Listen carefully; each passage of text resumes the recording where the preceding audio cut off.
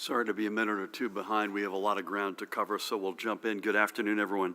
With me is the woman to my right who needs no introduction, the Commissioner of the Department of Health, Judy Persichilli. To her right, the Department of Health's Communicable Disease Service Medical Director, another familiar face, Dr. Ed Lifshitz. Great to have you both.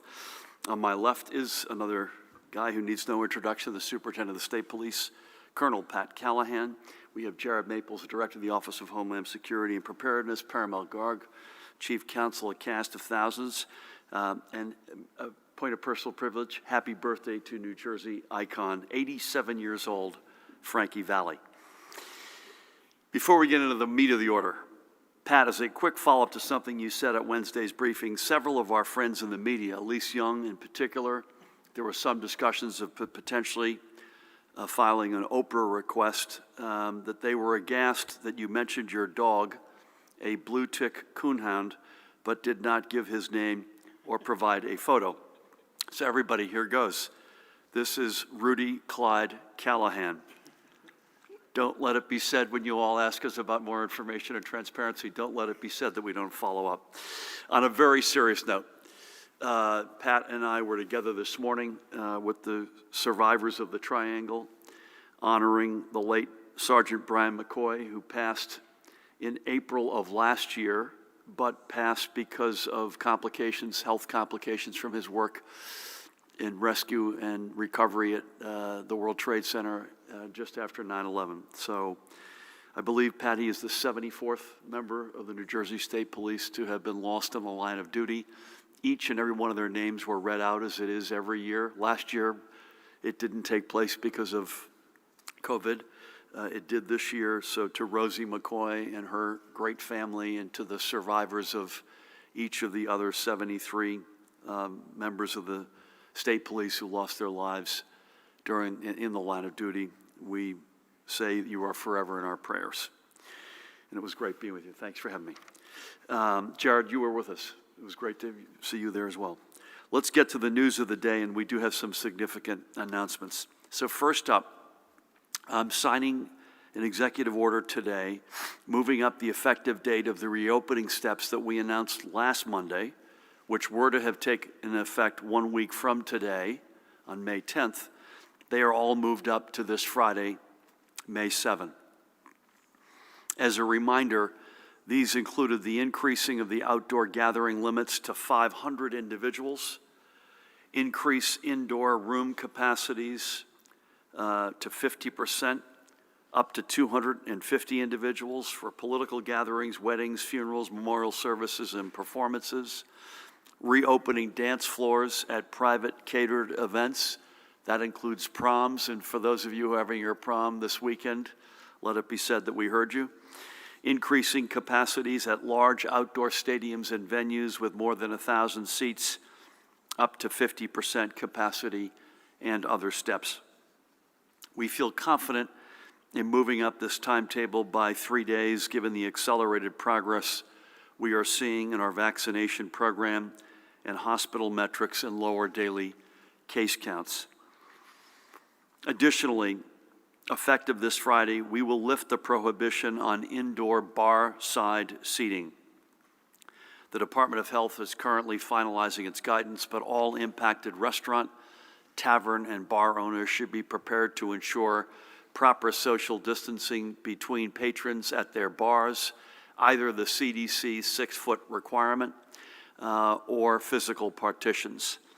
We are counting on restaurants and bar owners to enforce this guidance and prevent congregating at the bar, as we have warned all along that those situations present a higher danger of allowing the virus to spread.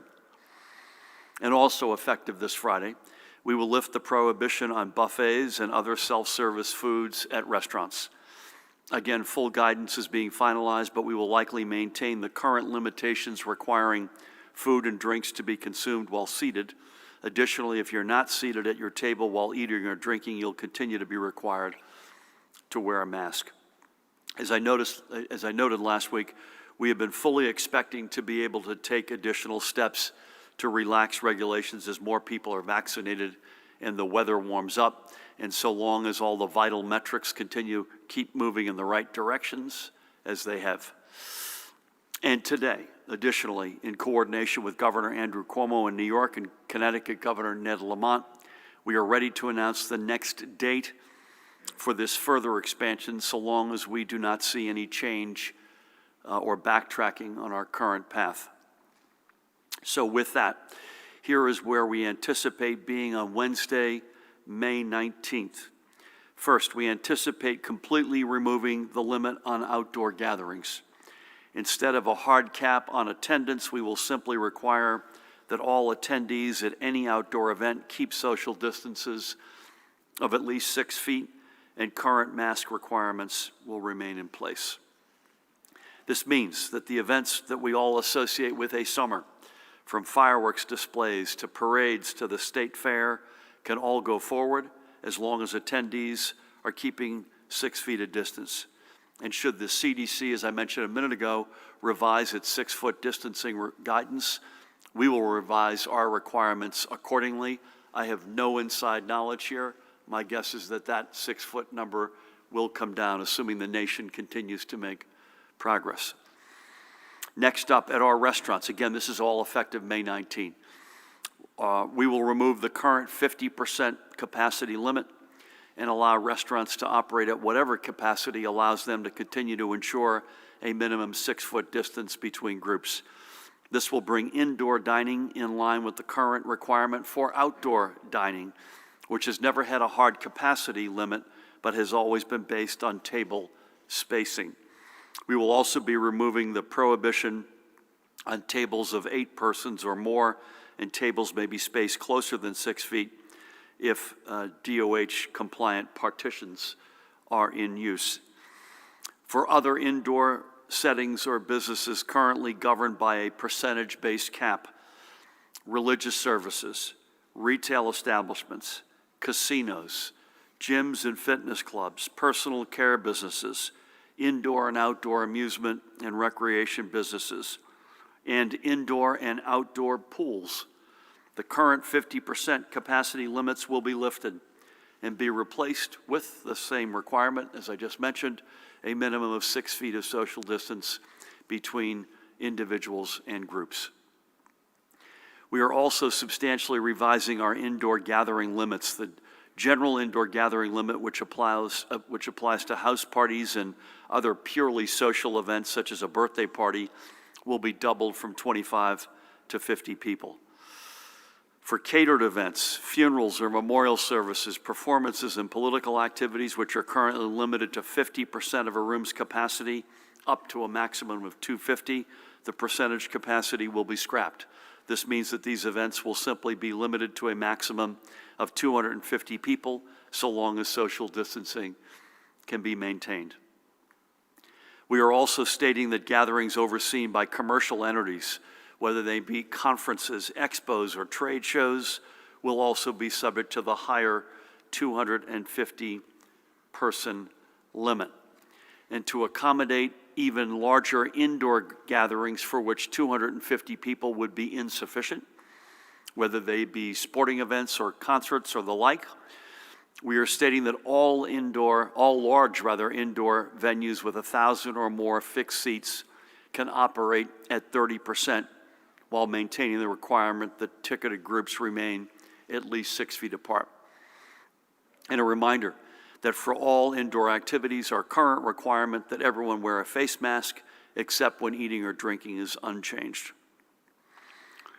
Again, these steps will take effect in 2 weeks from this Wednesday on May 19th. So long as, and again, this is an important footnote, so long as we do not see a backslide in our metrics. And given the tremendous work that so many of you are continuing to put in to improve our numbers, I have every expectation, I'm sure Judy and Ed and Pat join me, that we will hit this May 19th target date with a bullseye. These are the most aggressive steps we have taken to reopen to date, and we feel confident that we can do this safely because our numbers have trended decisively in the right direction over the past 3 weeks. We have done exactly what we have said we would do all along. We have made these decisions based on our public health metrics and not on politics. And while our COVID numbers are going down, there is one thing we can do above all else to ensure that these numbers keep going down, especially as we reopen further, and that is to get vaccinated. Every single activity that we just discussed is substantially safer if you are vaccinated than if you are unvaccinated. Therefore, on a parallel track, this is going to take a while, Judy. I hope you got some time on your hands today. On a parallel track, we are going to also put into overdrive our work to make sure that we do everything we possibly can to meet our initial target of 4.7 million vaccinated New Jerseyans by the end of June. That means making sure everyone who gets a first shot, excuse me, of either Pfizer or Moderna gets back for their second. And it means reaching out and blanketing the state with information to help convince those who may still be on the fence to decide to play their part in our opening and recovery by being vaccinated. As I noted last week, we knew right from the get-go, going into our vaccination effort, that there would be a huge pent-up demand that would see our initial numbers quickly skyrocket to where they are now. And we always knew there would be a leveling off after that initial rush. So we have used our time wisely and spent the past several months preparing for just this moment and creating a comprehensive multimedia public awareness campaign to help us to get to our goals. This campaign is hitting their targets with a variety of strategies, from digital marketing and virtual town halls to broad-based television ads. And today I am proud to be able to announce our additions to that effort, outlining what we are calling Operation Jersey Summer. And we didn't just sit, by the way, in a dark room and make these strategies up. In partnership with the New Jersey Pandemic Relief Fund, which continues to do great work, njprf.org, look them up. We undertook cutting-edge research efforts speaking directly with New Jerseyans to make sure we're addressing their concerns and their hopes with the right words. And now we're ready to put this effort into full swing. In many ways, we are running a campaign. And as with any campaign, you know right away who is with you and who is going to need a little bit more of a push. With 7,135,235 shots in arms as of today, we know who's with us in already getting vaccinated, and we thank each and every one of you. Now we are pulling out all the stops, unlike, I might add, any other American state, to bring the rest of New Jersey along. First, we're making it easy for you to get vaccinated. Each of our 6 mega sites are now offering walk-up hours every day where you can be vaccinated with no appointment necessary. We know many other locations are also offering no appointment walk-up shots. We know that one reason some folks may not have yet gotten their shot is because they tried to make an appointment and were discouraged by the wait time, or they found that available appointments that conflicted with their work or school hours or time they needed to be caring for a family member. Walk-up hours eliminate those roadblocks. From our mega sites where we can, we're also going to use them as the center of a hub and spoke model to move available doses directly into neighboring community centers and medical offices. We're also going to try to make vaccination numbers more localized and more widely available, collating and releasing hyper-local data, giving local officials and community leaders a clear look into what's happening in their neighborhoods so they can work with us at the state level and with their county partners to focus on lagging areas. I'll show you this, for example. This slide shows 16 municipalities with populations over 10,000 where currently fewer than 40% of eligible residents have received an initial dose, and where we are currently deepening our engagement with local officials to move forward together. This is not going to be a competition between towns and communities or meant to shame any community. To the contrary. But having these numbers out there for everyone to see is important to ensuring that everyone is working and pulling together. And like any good campaign, we're also putting an army of boots on the ground, safely knocking on doors in communities throughout the state. They will work directly in underserved communities, reaching out to residents with information and resources necessary that will help them make the decision to be vaccinated. Our call center, through the Department of Health and under Judy's leadership, has been proactively reaching out to residents who pre-registered for vaccinations but who have yet to make their appointment. And they are connecting them directly with live operators to help them make that critical vaccine appointment. Also, our Office of Innovation under Beth Novak is working with the Department of Health to begin a targeted email program to the hundreds of thousands of New Jerseyans who have signed up for email updates, ensuring they have the information they need to protect themselves and their families. We are also continuing our work with our diverse communities of faith, especially in underserved communities. We know our faith leaders are people residents trust, and trust has been so critical to every aspect of our fight against COVID. We relied on our faith leaders to help us expand COVID testing throughout last summer. And over the past 3 months, they have opened their doors to turn sanctuaries and community rooms into vaccination centers. These vital efforts will continue, and we will partner with them for an effort we're calling Grateful for the Shot, making it possible for congregants to go directly from religious services to vaccination sites. This is if I may add, a knockoff on Souls to the Polls, which is a similar notion of folks worshiping and going to vote. This is ripped out of that playbook. And finally, perhaps at the other end of the spectrum, Pat, we're not going to be afraid to try new things. Our office in the Department of Health, in partnership with the Brewers Guild of New Jersey, are teaming up to launch our new Shot and a Beer program to encourage eligible New Jerseyans ages 21 and over to get vaccinated. Any New Jerseyan who gets their first vaccine dose in the month of May and takes their vaccination card to one of the following participating breweries as proof of vaccination will receive a free beer, courtesy of the participating brewery. It's the only reason I regret waiting to get my first shot. That's all I can say. We got our second on Friday, which was in April. I just want the record to show. So if you see me showing up, you'll know that I'm not playing by the rules. We are incredibly grateful to the breweries who have already stepped up to be a part of this effort, and I want to read them out because this is coming directly from them. Battle River Brewing in Toms River, Bradley Beer Project in Bradley Beach, Bolero Snort Brewing Company in Carlstadt, Bricks City Brewing Company in Little Ferry, Carton Brewing Company down by me in Atlantic Highlands, Flounder Brewing Company in Hillsborough. That's the stop I believe we made to talk our first discussion last October, as I recall, on restaurant and bar aid.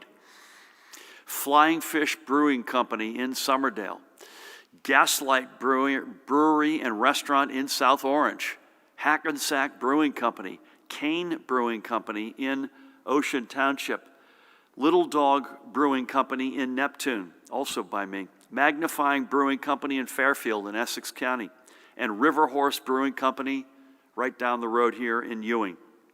Again, our thanks to the brewers who have come on board, and we look forward to adding more to the list. As I noted, this is a public awareness and information campaign that has been educated through listening to New Jerseyans and working alongside our community leaders. Over the next 8 weeks, we are going to be doing everything we can to make sure that every New Jerseyan recognizes that the vaccines in our toolbox are safe and that they're effective. We're going to make sure they know how easy it is to get vaccinated. We're going to do everything to make sure that everyone understands that our ability to end this pandemic and to get our economy and our communities back up and fully running again requires all of us to keep working together and getting vaccinated. And don't forget another piece of this. You could play a direct role in this as well through our Your Voice, Your Shot video contest. Your own 30-second video telling us why you chose to be vaccinated could be voted to become a central part of our statewide COVID-19 public health campaign. So please go to that website, covid19.nj.gov/Your Voice, for more information. So actually, Dan, let's go back to Operation Jersey Summer. That's got a nice look to it.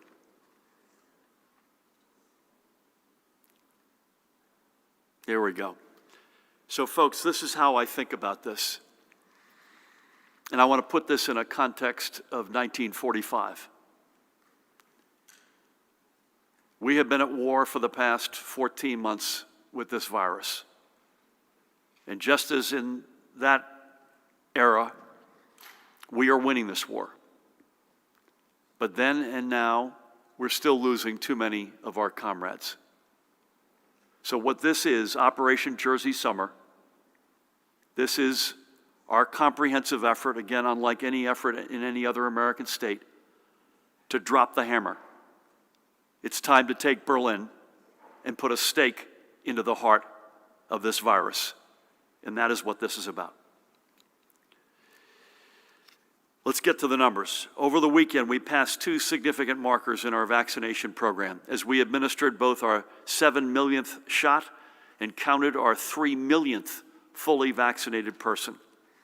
Additionally, and Judy, I think you and Ed are going to provide more color on this in a couple of minutes, we have identified approximately 155,500 New Jersey residents who have been fully vaccinated at out-of-state sites. Whether it's you work in New York, you got a second home somewhere, you're in college somewhere, I know you'll go through that. So when we add them to the 3,112,660 New Jerseyans vaccinated at one of our in-state sites, the total of fully vaccinated residents climbs to more than 3.25 million. These numbers are reflected on our dashboard and will be updated as we receive more information. And as we see the number of vaccinated individuals climb, we continue to see the numbers of new coronavirus infections decline.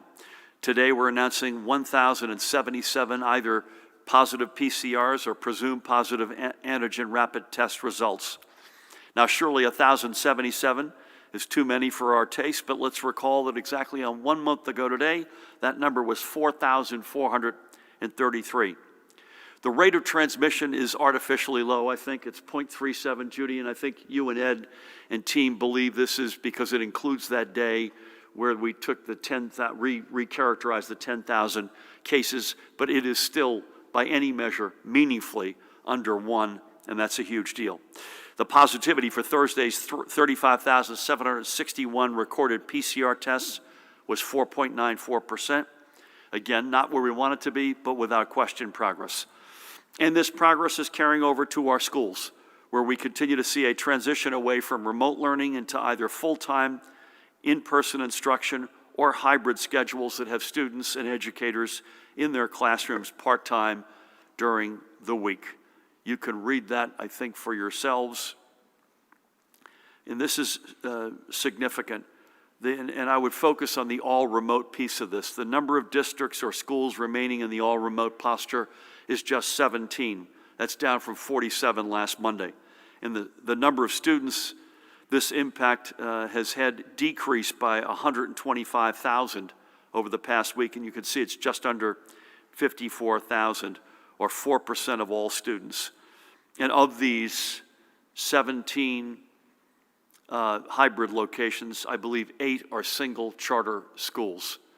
By my count, if you add up the hybrid and in-person and you take half of a little bit of each and a little bit of that combo, that last category, 89.74% of our kids are in some form of in-person instruction. That has climbed. I think we have every expectation to believe it will continue to climb. Likewise, the situation across our healthcare systems continues to improve. As of last night's report, 1,424 patients are in the hospital, 1,317 are confirmed positive. Again, by comparison, a month ago, 2,191 in our hospitals. There were 325 patients in our ICU beds, 197 requiring ventilators.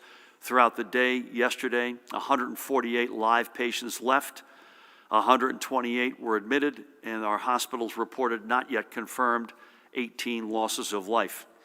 However, with the heaviest of hearts today, we are reporting 16 additional confirmed COVID-related deaths. This brings the statewide total to 22,991, with an additional 2,625 deaths still listed as probable. Let's take a moment, as we do every day, to acknowledge and remember 3 more of those we've lost. Let's begin with Vito Lombardi from the Colonia section of Woodbridge Township. That's Vito in the back. He was just 54 years old. Not surprisingly, born in Italy, he came to New Jersey at the age of 2, first living with his family in Irvington, then calling Kenilworth home for a decade. He graduated from Brearley High while living there before settling with his wife in Colonia 25 years ago to raise their family. Vito was an assistant mechanic supervisor for Union County for the past 35 years. When he wasn't at the garage, he was helping his kids, whether by leading Boy Scout Troop 143 in Woodbridge or holding down responsibilities as a Colonia High School band parent. He could also be found in his garden tending to his beloved fig trees. He will be remembered for his kind and generous spirit. Vito leaves behind his family, and they're all in that picture. His wife of 25 years, Liliana, their children, Antonio and Graciela. I had the honor of speaking with the 3 of them on Wednesday, along with his sister, Angela, and brother-in-law, George, among other in-laws and relatives he leaves behind. I had the honor of meeting his son, Antonio, on the right, who is a 2020 graduate of Rider University, when he introduced me at an event hosted by the Rebovich Institute for New Jersey Politics.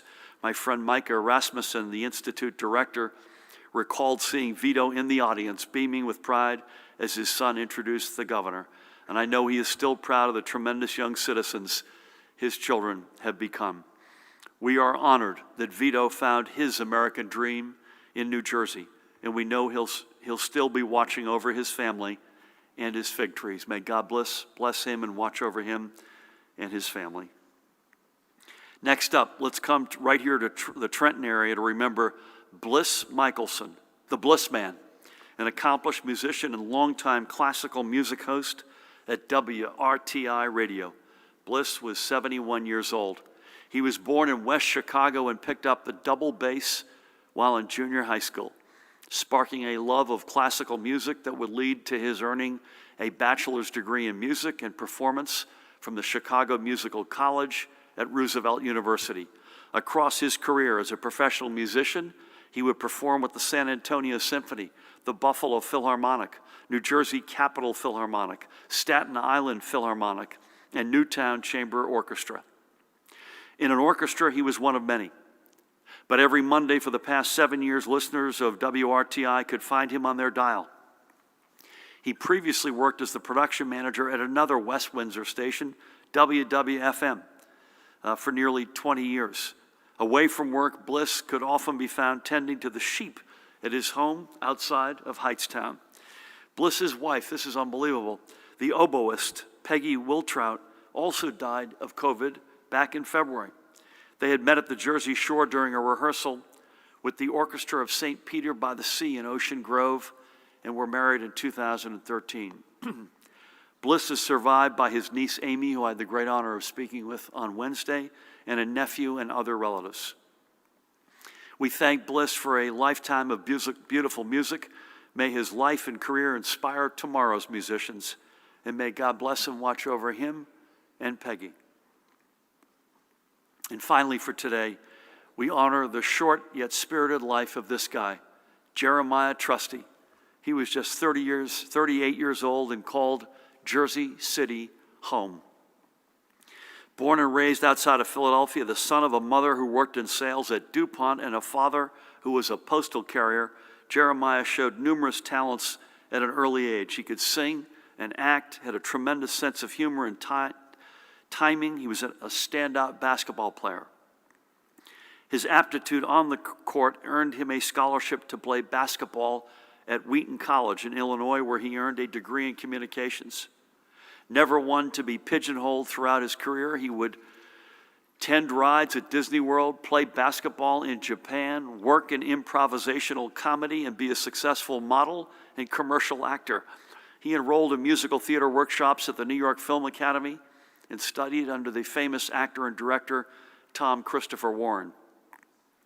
Sadly, due to the pandemic, we will never be able to see Jeremiah fulfill his promise. He is a light snuffed out way too soon. He leaves behind his mom, Diane, who I had the great honor of speaking on Wednesday. She's in Delaware, and that conversation was among the more brutal that I've had over the past 14 months. He also leaves his sister, Ayanna, and brother-in-law, Terrence, and brother, Isaiah. He also leaves his nieces, Armani, Amiri, Ajani, and Mason. He was predeceased by his father, Raymond. Jeremiah's mantra was, and I quote him, "I am going to help you and make you happy." For 38 years, he lived those words.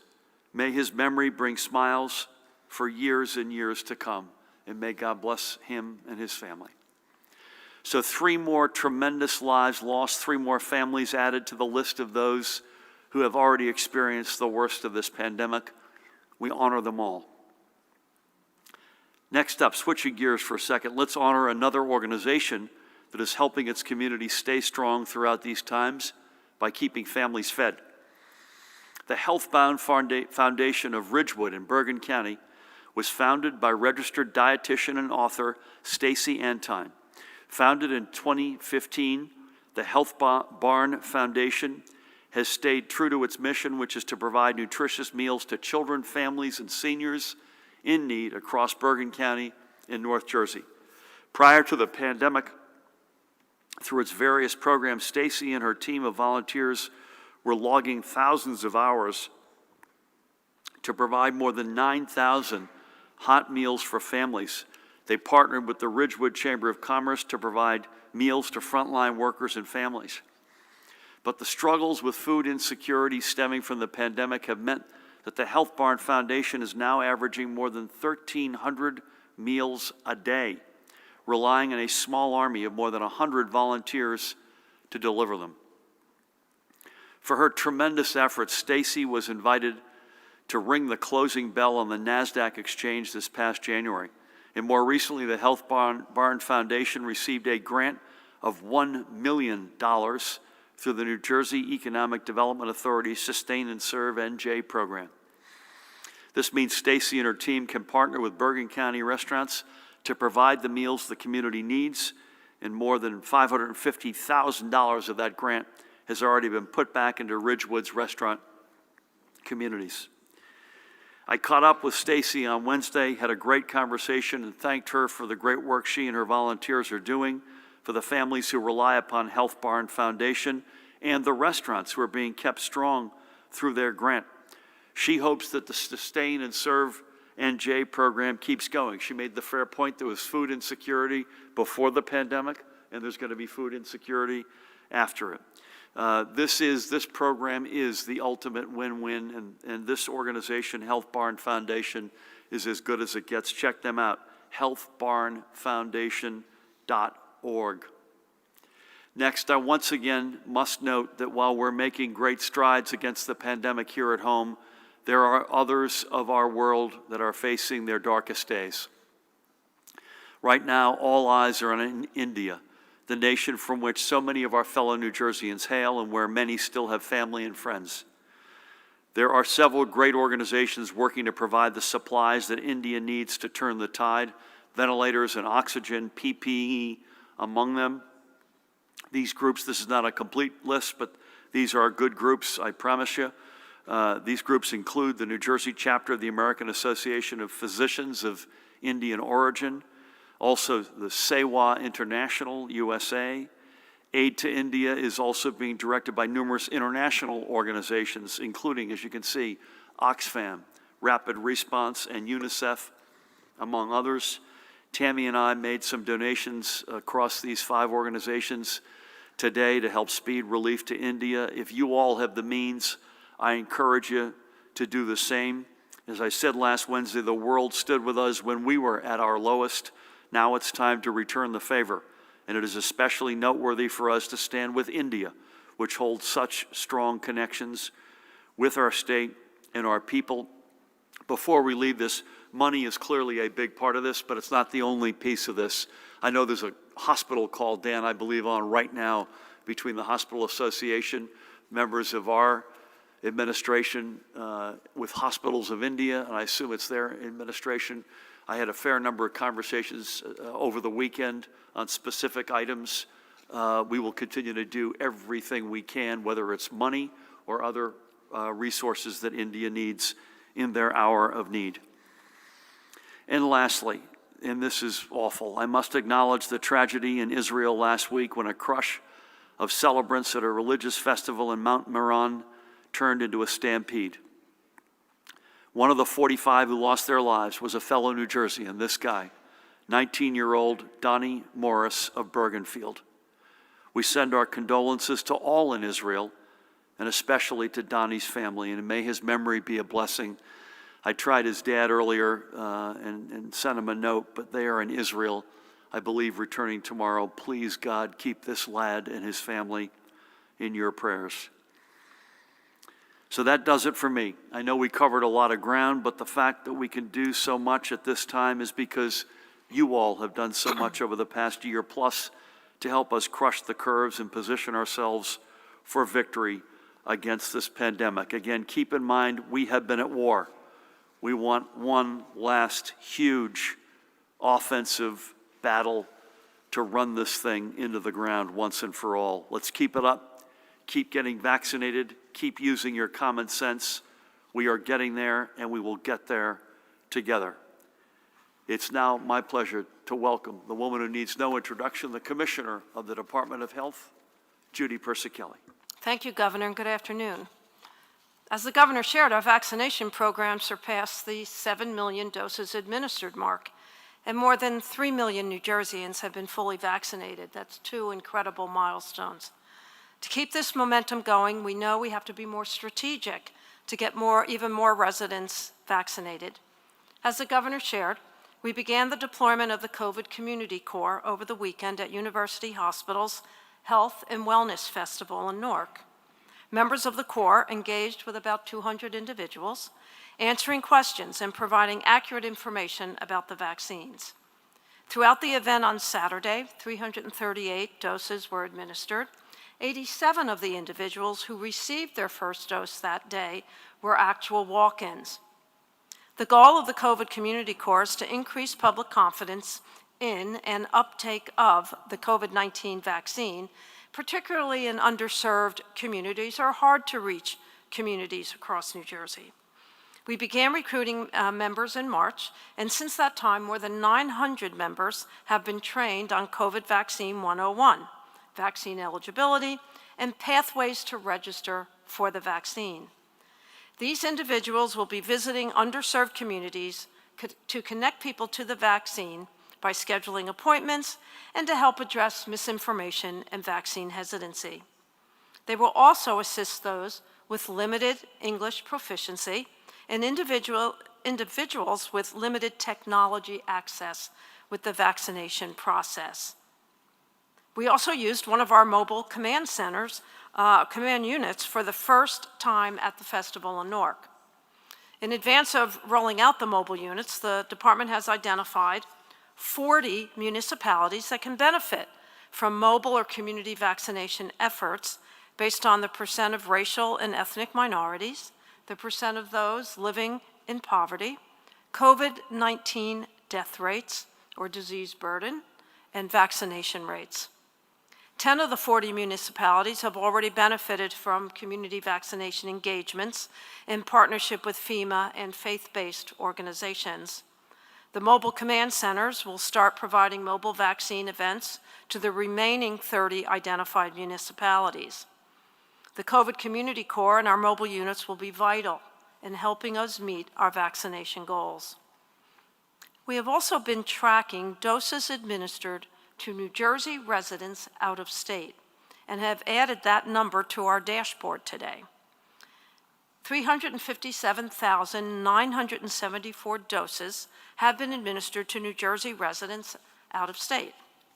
Additionally, based on what we are seeing in our vaccine program, we've estimated the number of New Jersey residents vaccinated out of state who are fully vaccinated is probably around 156,261. To create that estimate, we divide fully vaccinated residents by the total doses administered and multiply that by the number of doses delivered to New Jersey residents out of state.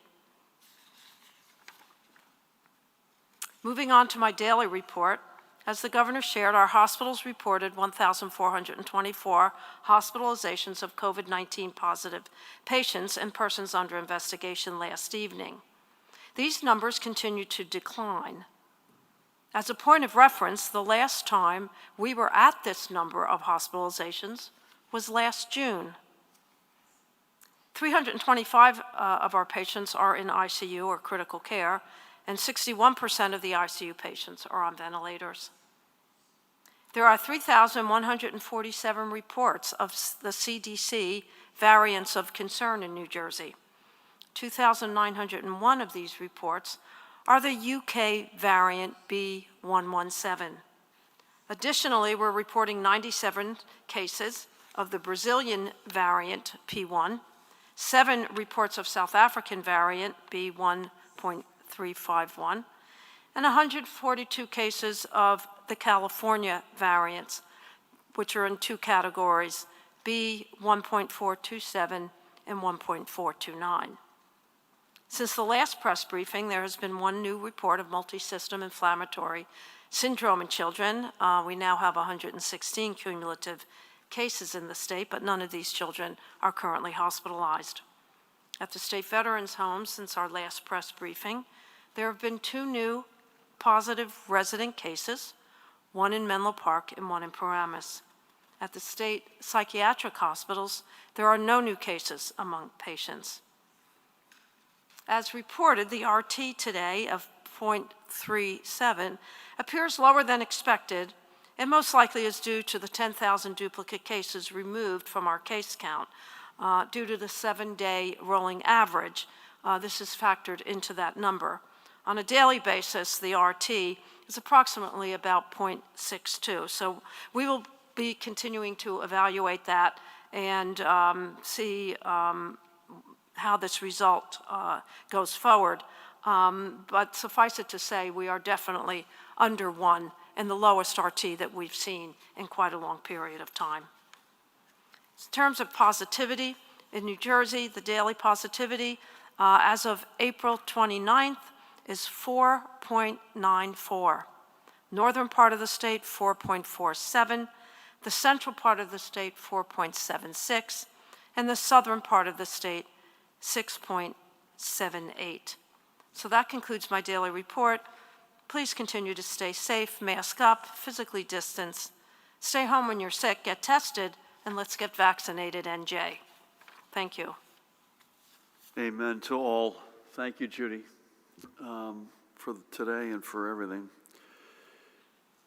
Pat, I know you got some on compliance. Again, it was a really moving morning, I have to say. Bless you and thank you and your colleagues for that.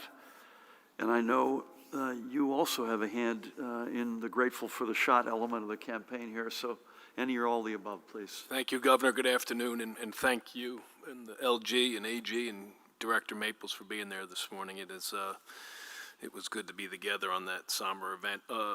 With regards to compliance, ABC is reviewing apparent violations of the executive orders. They went out to both Ocean and Cape May counties. They did 23 in Ocean and are reviewing 3 establishments. That would be the Breakers Kitchen and Tap in Waretown, Black Dog, 7 Stools in Little Egg Harbor, as well as Clee's Bar and Grill in Seaside Heights.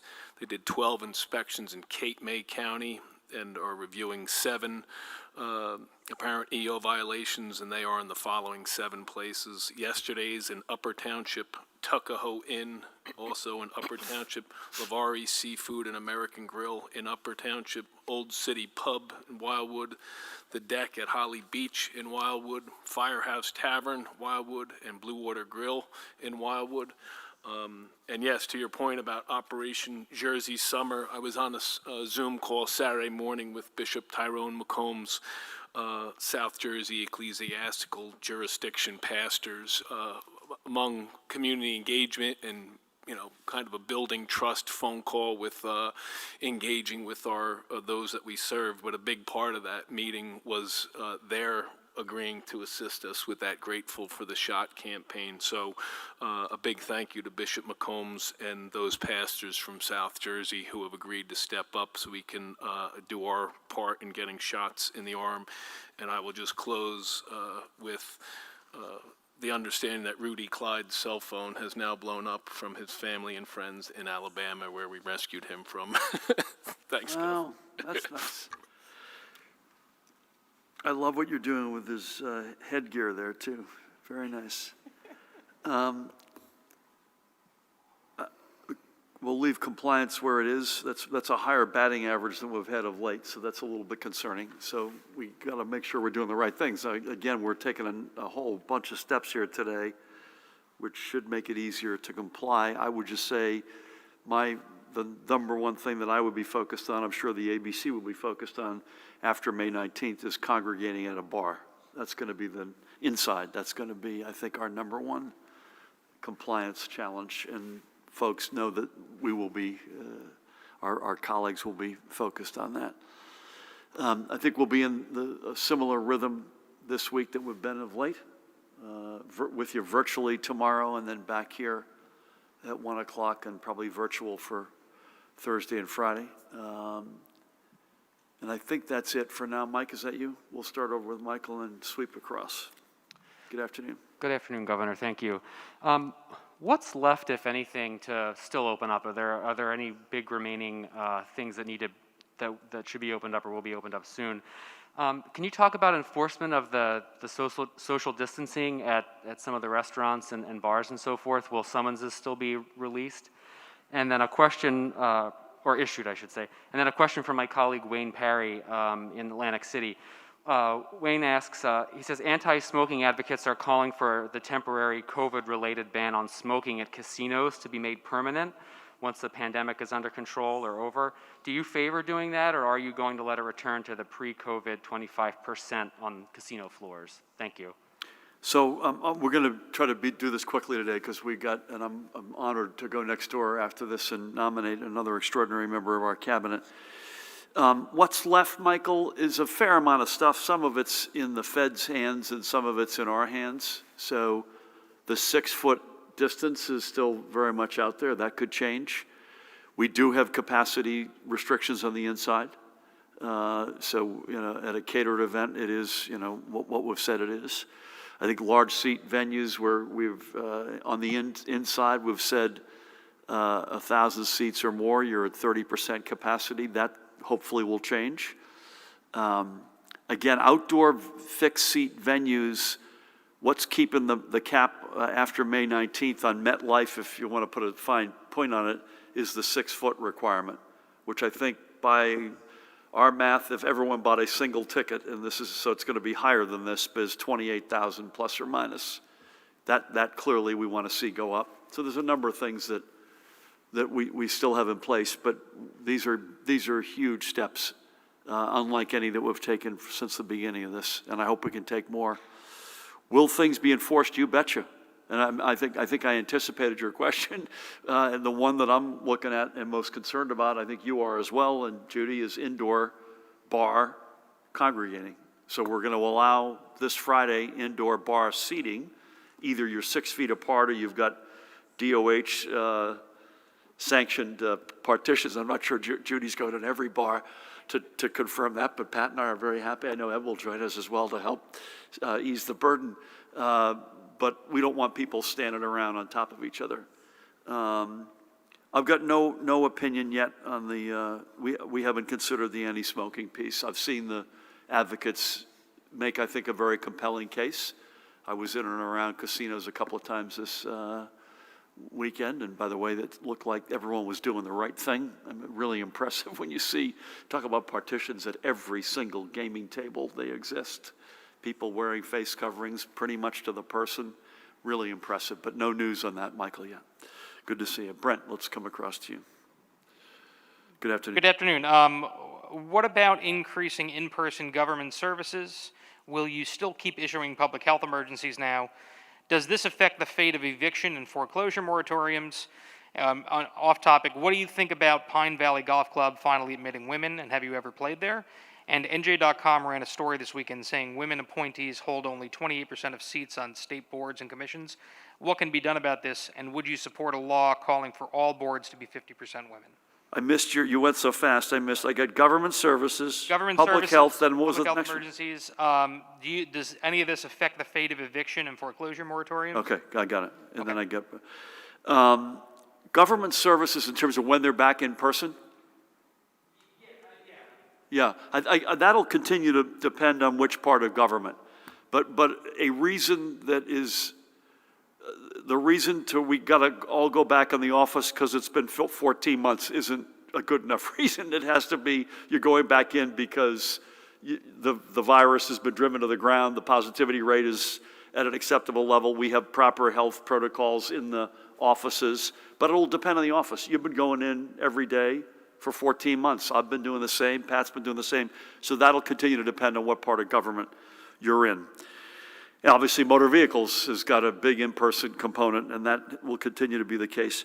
I would hope that we will be able to bring these public health emergencies that we have to extend every month to an end. But I think what you heard from me unequivocally is we're in the last big assault of this pandemic, and we have to succeed in that assault. But I hope that's sooner than later.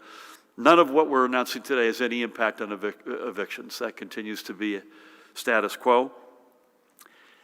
Brent, I can't believe you asked me if I've ever played at Pine Valley. You should have asked me, do I play golf? I caddied over the weekend for my son and drove a cart for him for a few hours. I'm not a golfer. I play about once every year or two. I've never played there, but I do think, as I understand it, they're now going to allow women to be members. That's a high time. I was a member of the Hasty Pudding Theatricals at Harvard, which was all male until a couple of years ago, and that's the same statement I made then. It's about time. Listen, I saw the headline of the article. I didn't read it, but I would just say this. It is a work in progress. Diversity generally, gender diversity specific to the article in question. And I can tell you, I'm incredibly proud of, I'll give you by example, we replaced 4 male board members of the Economic Development Authority with 4 female directors. I just nominated 2 female prosecutors. The week before that, 2 members to the Port Authority board. Our lieutenant governor is Sheila Oliver. Judy represents, I believe, a majority female cabinet in the most diverse in our state's history. I'm literally walking 40 feet to my left to nominate another member of our cabinet who is an outstanding woman. So on the one hand, I feel like we've made a lot of progress. And on the other hand, I'm going to be the last guy to say that we have accomplished our mission. We have still, as a state, as a country, and my guess is well beyond, it is a work in progress, and we have a long way to go. Thank you. Daniel, good afternoon. Hi, Governor. Hope you're doing well. I hope you're well. Nice to see you. Likewise. So, given the restrictions how many restrictions are being relaxed, I'm curious to what extent you need the 4.7 million June 30th threshold and how that threshold was met in the first place of that many doses by that date. If I understand correctly, this 250 person for conferences and trade shows and other business events, it doesn't seem that helpful for these events where there's generally thousands of attendees. So how could this help them? Or lots of restaurants just don't have the space to be doing 6-foot distancing, and they don't have really good outdoor seating. And it doesn't really look this will be that helpful to them either, does it? Regarding the COVID situation unfolding in India, have you seen any indication that that particular variant is present in the state? Is there anywhere that you're...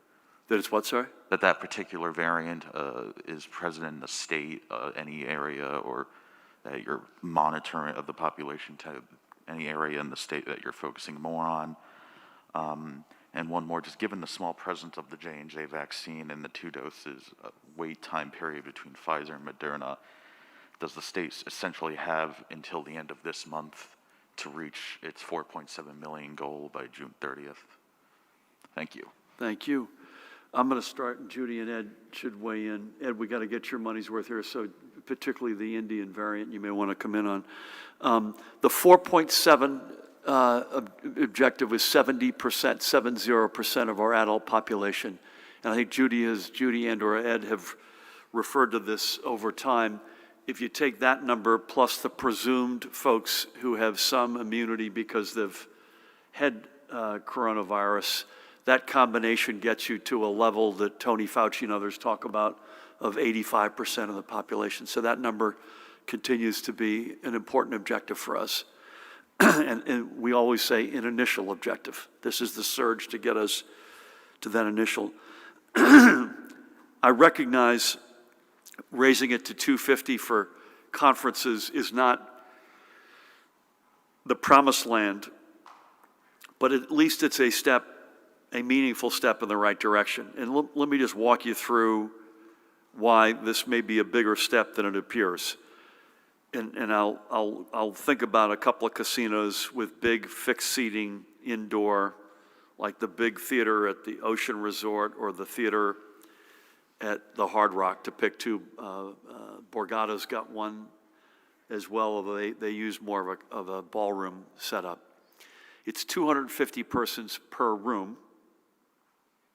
So that's an important point. These places, you look at the Baccarat Harrah's with their big convention center, they've got a massive back end there. And secondly, if you've got a fixed seating theater, you could combine, as of, my math is right on May 19th, you can combine 250 people in various rooms for a breakout, along with 30% of the capacity at the fixed seating arena. And I don't know how many they sit, but they sit quite a bit. So I'm not suggesting for a second that it's full-on open for business, but we think it's a pretty meaningful step. On restaurants, we also think it's meaningful, and again, we can't, to say that we've dropped everything right now is inaccurate. We have not. But these are big, big steps, and there really are two steps here. One is to allow bar seating, which we've heard from countless restaurants was one of their biggest restrictions on being able to get more people in under their capacity definition. We've rejected raising 50% to 75% for the very reason you pointed out, because the 6-foot rule bites first in most places as opposed to your ability to get more capacity. And so we believe that that combination of bar seating and saying you got no capacity inside as long as you're 6 feet apart is meaningful. A big meaningful step would be, we've alluded to this, further step would be if the CDC dropped the 6-foot guideline. And my guess is they will at some point. I will ask Judy and Ed to comment either on the 4.7 million or the variants that are being seen in India. And your last question is, particularly given with the so far modest supplies of J&J, no second bite at the apple, you're good on this. And therefore you need the 2-dose vaccines, Moderna or Pfizer, are going to be the overwhelming weapon. You're right. End of May, early June that's it. Again, can we use J&J to back and fill in June if we have to? Yes. But if you've got, one of these is 3 weeks apart, which is what I had Pfizer successfully on Friday, by the way, Judy, no fallout. Other than they added 10 more pages to my remarks today, which may be part of the reaction to the second dose. Or 4 weeks Moderna, you get end of May, early June, and you're absolutely right. Comments on the 4.7, the Indian variants, is the timetable right on the vaccine? Yeah, I'll talk about the 4.7. We still think that holds. We know at this point we probably need about 2.4 million doses to complete the regimen of the 2-dose. If everyone, I'm putting J&J aside, if everyone was in a 2-dose regimen, that would be 1.2 million people showing up for their second dose. They've already gotten their first dose, and another about 640,000 individuals that need to get first and second doses. So we are getting now about 450,000 doses a week directly to the points of dispensing that we as a state have put up. And then there's approximately another 400,000 that go directly to, from the federal government, directly to FQHCs and the like.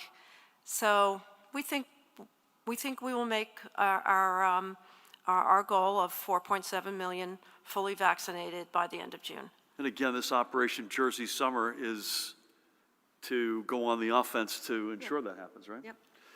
Ed, how about the variants in India? Are we seeing them here, and any reactions you've gotten? Great to see you. Sure, thank you. The catastrophe that's going on in India now is due to a number of factors, one of which is the fact that they are seeing a new variant there. How much of their increased caseload is due to this variant versus the UK variant, which is circulating through the country, versus everything else that you've heard in the news from their large populations, close crowding, relaxing of restrictions and all those sorts of things are difficult to know for sure. As far as New Jersey goes, we have not yet seen this variant in New Jersey, which does not mean that we won't and does not mean that it isn't circulating in very low numbers here. But it does point once again to the importance of getting vaccinated, because we know that these variants are going to continue to rise in different places. And the single best defense that we're going to have going forward is getting vaccinated so that these variants won't be able to take hold. I mean, there's a fair amount of evidence, Ed, to that last point, that it is a lagging vaccination regime in India, which is the biggest. I mean, we focus a lot on oxygen and PPE shortfalls, which are sadly, tragically true, but the root cause is you've got a lagging vaccination program. Not that the vaccinations don't work against the variants. Correct. Which is an important distinction. I believe somewhere around 2% of their population has been vaccinated compared to obviously our much higher percentages here. Yeah, I mean, that's a big gap. Thank you for that. Thanks, Daniel. Alex, good afternoon. Good afternoon, Governor. How much of today's announcement was due to Mayor de Blasio re-announcing the potential full reopening of New York by July 1st? Zero. Okay, I'll move on. How much of your decisions are based on pressure from governors like Governor Cuomo and Governor Lamont? Is that multi-state compact that you had used to issue decisions early in the pandemic back up and running after it seemed to have broken down, especially with Governor Lamont announcing 100% indoor dining some time ago? I have to give you a two-part answer on this one. First part, zero, no pressure. I mean, why all of a sudden will we start buckling under pressure given all the crap that's been coming at us over the past 14 months? That's not how we operate. But the more constructive answer to your the second part of that question is, yeah, we really have felt on these steps, they're so meaningful that getting some broad, again, not at every micro step, but having even, I'd say in this case, more than thematically, but getting a fair amount of coordination to get the region right, we all three of us thought that made sense. Then I'd like to ask what your message is to small restaurants and bars. Some small venues, some small restaurants, small bars will not be able to increase capacity because of the 6-foot distancing, and some may not be able to afford those partitions. I wanted to ask your message to them. For the commissioner, the governor talked about these restrictions, these openings staying in place unless there is a backslide in metrics. What would a backslide in metrics look like? What would the line be for an RT or a new case number that could cause some tightening of restrictions? For Dr. Lifshitz. Last one, if you could, Alex. How often do you brief the governor on these numbers, and how much input do you have in reopening decisions? I'm gonna take the lead in all these, and Judy and Ed can come in behind me. Small restaurants and bars, I think I've answered this with Daniel. I mean, the evidence was unequivocal on the inside. I'll talk about the inside now. That the two steps that we could take that would give them the most amount of oxygen, no pun intended, was to allow them bar seating and lift the capacities completely while keeping the 6-foot distance. It did not make any sense as we studied this and thought about it, putting the bar seating aside, to go from 50 to 75, for instance. That doesn't get it done when you've got the 6 feet in place. So I would say to them three things probably. This is the most responsible, biggest step we feel we can take. Secondly, I'm not making news here, but I'll bet you the 6 feet comes down at some point. And thirdly, we're still awaiting guidance on the American Rescue Plan money. There's a lot of money for small businesses, restaurants, and bars, and I hope part of the answer is we could put cash on the barrel to help these folks out. Judy, you could talk about backslide, and the fact of the matter is our teams speak all the time. We're not going to give you any inside pull. We speak, we don't make these steps. We don't show up here and I'm making all these announcements and Judy and Ed are hearing about them for the first time. These are done across a whole of government with an especially heavy dose of our great leaders in the Department of Health. Judy, I mean, backslide for me would be, I would think the metrics we look at, positivity, RT, hospitalizations, ICU, vents, less deaths, sadly, because they lag, that those started to go meaningfully in the wrong direction. Is that how? And CLI, COVID-like illness in our emergency room, Yeah. which is really the leading indicator. So I think if, and we saw it sadly, because we had the second wave. Well, first of all, we had the first wave crash, and then we had the second wave come up, but more recently, and I think more relevantly, the second wave came down. It went up a little, but more importantly, it went sideways. I don't want to put words in your mouth, but Alex, one question you didn't ask, which I think is a worthy follow-on, is if it just went sideways right now, would we backtrack on these steps? And my answer would be no. If it stayed at the levels we're at now, I think we're pretty comfortable with that. Thank you. Is that gentleman with you? Okay. Sir. Afternoon, Governor. This Good is somewhat afternoon. of a follow-up on restaurants, but a lot of the restaurant owners that NJ Spotlight talked to said that expanding wouldn't really make a difference because they can't add any more seats without the extra 6 feet. What's the reason I'm going to be not? quick on the answers because I've basically said, I've told you everything I already know about this. And then, oh, sorry, I lost it. Obviously, vaccine hesitancy is now something you're tackling pretty aggressively. Do you have any numbers or data as to how prevalent vaccine hesitancy is in New Jersey? Is that it? I apologize, I didn't understand you. Your point was that the restaurant questions we had already answered. Is that what you're saying? That we had already addressed Yeah, the no, restaurant? specifically, they were wondering why not shrink down the 6 feet. We don't run the CDC. So we would be violating, we'd be going directly against the CDC's guidelines, and on something like that, I don't know about you, but I'm not going there. I think that's something I think will eventually change. Judy, your last polling on vaccine hesitancy had gone up a little bit because of the J&J challenges, but it was still within the margin of where we needed to get to 70, I think, right? It went down about 3%, that was Yeah. it, the last. The survey. confidence went down. Yeah, confidence went Yeah. down. Not significant. Yeah, and I think we still think it's within, and again, the way I'm thinking about it is it 30 or under? And it's gotten up to about 30 or 31, but that really popped up because of the J&J incident. I think it had been mid to low 20s, right? So I also think, we've said this many times, the more people who get vaccinated who don't have some severe health reaction, that is a visible proof to your neighbor, your family member, your coworker, your friend, that these things not only work, but that they're safe. So, thank you, Dave. Let's come down to you. Hi, Governor. With regard to the restaurant situation, the partitions that can be used to separate tables, they can then be closer than 6 feet. I think that people have a feeling that the devil is in the detail here. Is there any thickness of partition, or does it have to be a certain number of inches high, or can any kind of partition be used? For instance, I've seen in some supermarkets, they're actually using shower curtains to separate people. So maybe could you give us a little specific information on that? And then the 6 feet to 3 feet, maybe Dr. Ed could talk a little bit about, because it seems like it's okay for kids to sit in schools 3 feet apart, but it's not okay for people to sit in other locations, obviously, according to the CDC so far. Is there anything magical about the 6 feet? Because I've also heard in some instances, experts are saying, you should be 10 or 12 feet if somebody sneezes, but if nobody's coughing or sneezing, then 3 feet might be fine. And lastly, for you, Governor, the double masking apparently is continuing for you. At some point, now that you've been totally vaccinated, will that end? And do we still recommend double masking for people who have been completely vaccinated? Thank you. Yeah, I will start, and Judy and Ed should jump in. On the last one, I think about that, actually.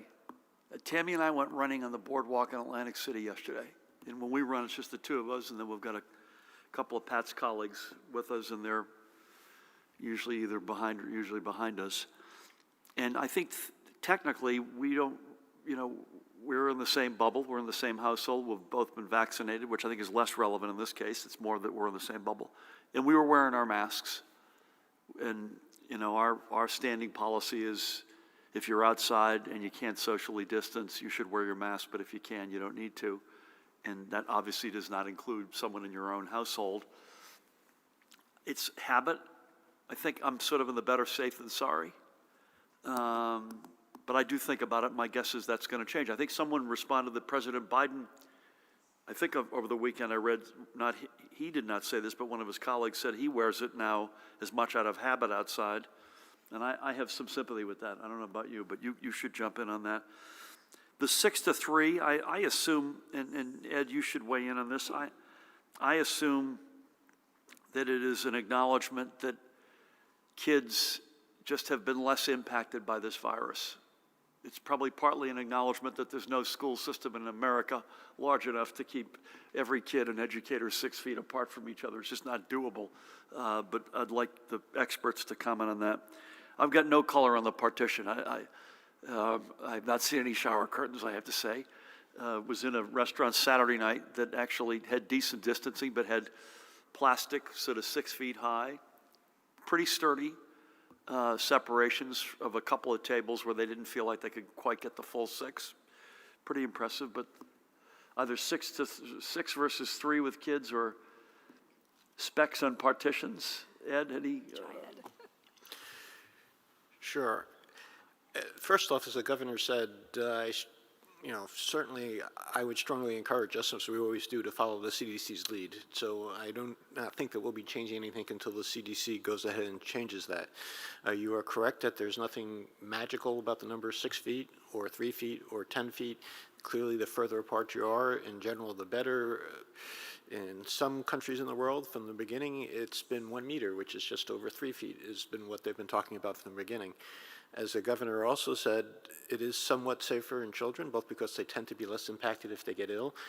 They're all being masked all the time, and they're also staying in that one group, that one cohort. So unlike people who might be in a restaurant or a bar or someplace else where they're mingling back and forth from group to group, they're much more staying together as one group, and that makes it easier to control if something does happen. So I do expect in the future, as vaccination rates go up and cases go down, that numbers will likely be relaxed as far as distancing goes, but until that time happens, we'll follow what the CDC says. Partition specs? We do have partition specs that are out there. I don't have them off the top of my head exactly what they are, but we do list in our guidance exactly how far they can be, and you do have to worry about getting too close to the ceiling because it can become a fire hazard for someone that goes, but we can get them to you exactly what those specs are. We'll get them to you. They do not include shower curtains, though, I believe. Fred, is that you? Yes, it is. How are you, man? I'm fine, Governor, thank you. Let me ask you a question about politics. You have been outspoken, at least pre-pandemic, about the tax incentive program, and especially you've highlighted some of the problems related to Camden, which begs the question, we have a mayoral primary going on. You going to make any endorsement in that primary? Just wondering. Is that it? That's it. Nice to see you. Yeah, I'm not sure either of those 2 points are connected. They're not in my mind, by the way, but worth saying. I've got no plans to do anything there. That does not mean that we won't. But I appreciate your asking. First time I've been asked that question, so if we come up with a crisper answer, I'll come back to you. I will say this, by the way. As Camden, I've said this many times, there's about 5 or 6 communities, and don't be mad at me if you're not on the list, but I won't even go through all of them. But Camden's high on that list. As it goes, we go. And there's a handful of communities, including this one right here, And it's a city of enormous, enormous promise in the years ahead. So good to see you. Nikita, Good afternoon, Governor. good afternoon. I'm wondering, have you or your staff reviewed any opinion polls on reopening commission? Hold on one second. Can I call you back in a few? I'm at a press conference. Thanks. That was my son Charlie who said to say hi. Go ahead, Nikita. Hi, Charlie. So have you or your staff reviewed any opinion polls on reopening commissioned by? I'm not hearing you well. Have you or your staff reviewed any opinion polls on reopening commissioned by your campaign, New Direction New Jersey, or the Democratic State Committee? And if so, what role, if any, did those polls play in today's decisions? And separately, during a debate last night, Assemblywoman Vineri Huddle said senatorial courtesy, a practice that allows senators to indefinitely block gubernatorial nominees from their home county, should be done away with. Do you agree with that? Is that it? I'm not aware of any poll on reopenings other than, it's really not on reopenings, other than the one that you conduct every few weeks on vaccine take-up. But you don't talk about reopening. That's what I'm saying. So it's not even reopening. So the answer is no. The data that today is based on, and last week was based on, and May 19th will be based on, and this Friday, May 7th, will be based on, is this data that I carry around with me and put under my pillow at night, which is the health metrics. I did not see the debate. I've never been asked the question. It's a little bit like Fred asking me his question. I've not been asked the question about senatorial courtesy. I have to say, my bias, just being asked it for the first time, is that it's a rightful element of a balance of power. Even where it may frustrate you one day or another, at the end of the day, I think the notion of having the equal branches of government exercising their rights is, I think, a good thing. I think both at the country level and at the state level. And again, that doesn't mean that at one day in time you're not frustrated, I wish this happened sooner or this happened, but it's not one that's high on my list in terms of you say, quick, you could change things in this state. I think it's been largely a good thing over time. I think that's where I'd be. Thank you all. Again, I've got a real treat awaiting me because I'm going to nominate a fellow cabinet member to the two of you here. So let me just get myself organized here. So again, big steps. And again, I know we went through a lot of them, but just want to reiterate what we've done is basically two things, other than Operation Jersey Summer, which is the proactive last onslaught to put this thing into the ground through vaccination take-up. On reopenings, we basically are saying two different buckets. One is the stuff that was going to reopen a week from today, we moved up to this Friday. And again, for the folks who have problems this weekend and one of the dance floors open, we heard you. Please be responsible. And then we added to that a couple of bells and whistles. The biggest one is indoor bar seating. So that's category one. And then category two is, that's going to happen this Friday, kind of almost no matter what, Judy, right? And Ed. The stuff on May 19th, which is 2 weeks from Wednesday, are even bigger steps. And those steps, I think, are very likely to happen. We should plan on them happening, but they are predicated on continued progress on the health front. Again, I think we all expect that'll be the case, but we all together, you and we, have to make sure it's the case. And then lastly, I think this is back to either Mike or Brent's questions earlier. This is not the end of the journey here. Assuming we meet the objectives, both the health data, that we do well on this Operation Jersey Summer, that the numbers continue to go in the right direction, that we're able to continue to make progress beyond May 19th. But let's keep on this journey one stop at a time. With that, everybody, keep doing what you're doing. You're doing an extraordinary job. God bless you all, and thank you.